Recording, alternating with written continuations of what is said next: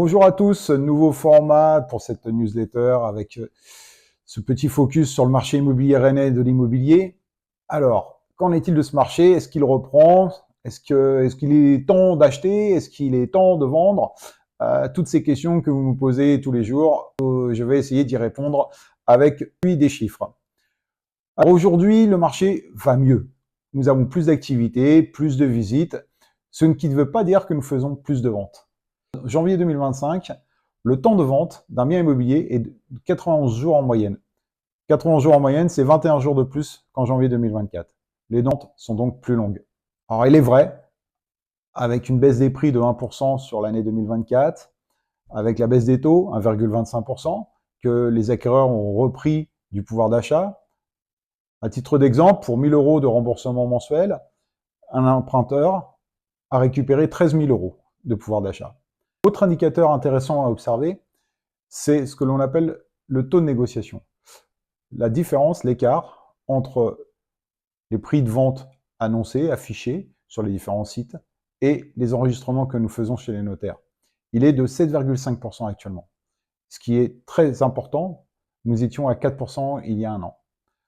Aujourd'hui, on peut donc constater que les acquéreurs sont de retour.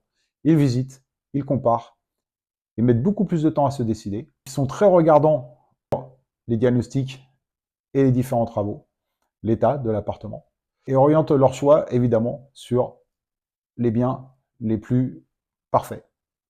Pour vendre un bien en 2025, c'est important d'être au fait des derniers prix, des dernières transactions. Les biens qui sont là depuis 5-6 mois n'intéressent absolument pas les acquéreurs. Ils ne sont pas au prix du marché pour les acquéreurs. Pour vendre un bien en 2025, il est nécessaire d'avoir les derniers prix de vente enregistrés, les dernières ventes effectuées. Aujourd'hui, on est sur un marché acquéreur. Les vendeurs doivent séduire les acquéreurs pour vendre leurs biens. C'est au plus beau, au meilleur rapport qualité-prix. C'est aujourd'hui ce qui oriente le choix des acquéreurs. Sur le marché des acquéreurs, on va avoir deux typologies d'acquéreurs.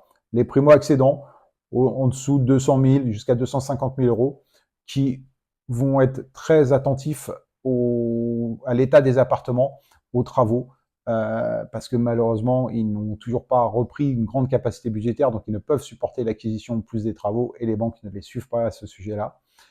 Autre marché, les biens au-delà de 400 000, où les acquéreurs, s'ils ne sont pas obligés de provoquer cet achat suite à une mutation, un changement de vie, ils préfèrent attendre une situation économique de notre pays un peu plus stable pour se projeter.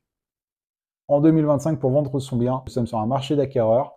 Il faut séduire l'acquéreur et pour cela, il est très important d'être compétitif en termes de prix par rapport aux autres biens à même caractéristiques en vente, de soigner ses photos, de soigner son annonce pour faire la différence.